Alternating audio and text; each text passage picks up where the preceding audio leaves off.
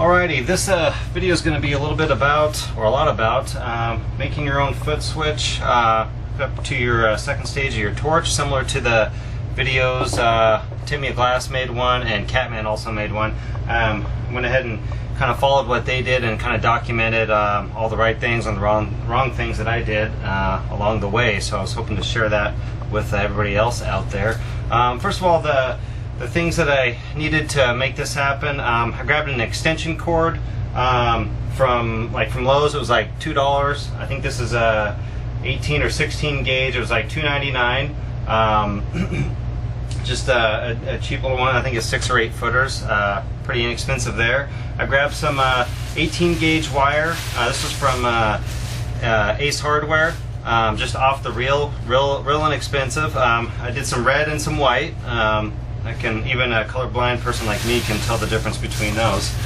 So I got that wire. I got a foot pedal from the SSC Controls Company. I accidentally ordered the wrong one. I had the momentary action foot pedal, which means it only activates when you step on it, which is not going to be a bad deal. It was only 20 bucks, so if I want to, I can get the other one. The model you may want for the click on and click off is the S420-1501, and that's going to come with a regular outlet already in it. It's not going to come with wires or anything like that. Again, that's going to be just like you're plugging it into the wall. So got that. I got the solenoids from a company called STC Valve. I got model S2S040.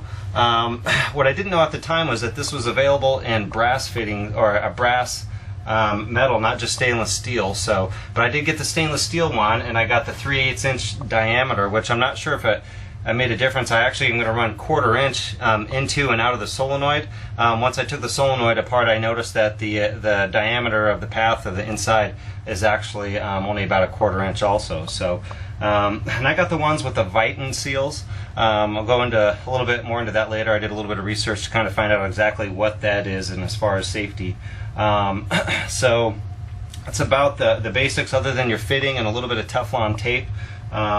Again, my setup was I'm going 3/8 inch into 2 Y connectors that have valves on them, and then running 1/4 inch from the valves onto the torch to my GTT Phantom, which already has 1/4 inch hose inlets on it. So that's the gist of kind of what I got going on. So I'm gonna kind of go through. I made a video and documented it at first, everything that went through, but did have some trouble, learned some things, and fixed some things. So I'm kind of redoing it and gonna kind of melt those all into one and see if everybody can't learn from a few of the bumps that I hit in the road. So that is it for that.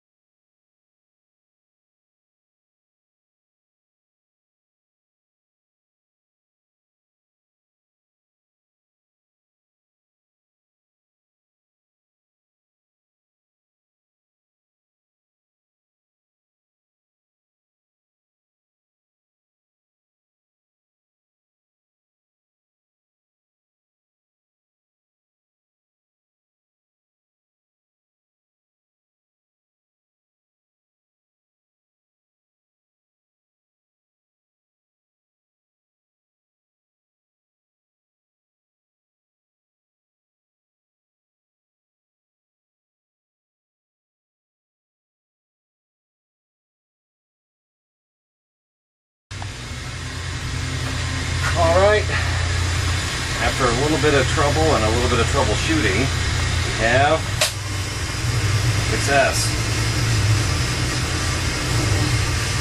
Now, start all over again. The outer flange.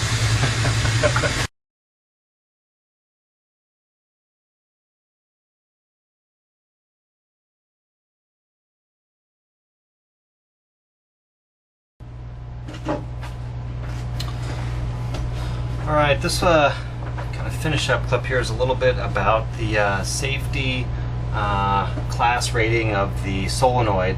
I did a little bit of extra research in here just to try to figure out exactly what some of the stuff meant. Look at the spec sheet, and it tells me a bunch of different stuff about seal materials and options, EPM or EPDM and Viton, and that the coil protection insulation class was H class IP65, which I kind of wanted to know what that meant, and find out just a little bit more about Viton and what that consists of. So the first thing I went ahead and looked up was the H class. It says IP65. That's the coil protection. Basically, that's the 6 and the 5 is represents the 6 represents a form of protection from intruding objects. The second seems to be, I believe, pressure and water protection. As I can see on the little diagram that I found, the first, the 6 here, I guess, means complete protection against contact, protection from infiltration of dust. That's what the 6 represents. The 5 says protection from water projected from a nozzle. So again, if you had, say, something where it was the rating of 44, then you would have protection from objects not greater than 1 millimeter in diameter, and then the second digit, which is also a 4, would mean protection from splashed water. So the higher you go, the more protection you have. It looks like, once you get up to 8, 9, it looks like, if you want to do your flame working while you're submerged at the bottom of the ocean, looks like one of these could do the trick for you. So that just explains a little bit about what that protection class rating means. Another thing I looked at was the types of Viton. Now, Viton is looks like they have a few different types. I found some literature that suggests, that the seals in and the solenoids here were general use Viton or type A. I did go ahead and give them a call, and they couldn't tell me exactly. I was looking for a little more detailed information, but he did say general use Viton, and Viton isn't something that can be generic. There's no some off company can't make it and say it's Viton. It's got to meet certain standards from DuPont. So that made me feel a little bit better. The type A, pretty much I found a document that suggests the 65. I've seen the 65 in there, and that looked familiar, so that suggests here it's chemical and heat resistant. There's type 2 and type 3 of Viton. There's also an EPDM, I think it's called, which is mean extreme protection, and that goes above and beyond. I think that has to do with like organic fluids, acids, and other kind of stuff that we wouldn't be getting into. So that made me feel a little bit better that Viton isn't something that can be generically produced, although there is different ratings of it because the chemical compounds that make it up are changed the higher protection you get. So that explains a little bit about the Viton, the IP65 protection rating, and just a little bit of extra information in case some of you were thinking about it but kind of wondering what some of that stuff means. That was worth the effort for me to invest a little bit more time and research in safety. So if anybody needed to know, that's some helpful information.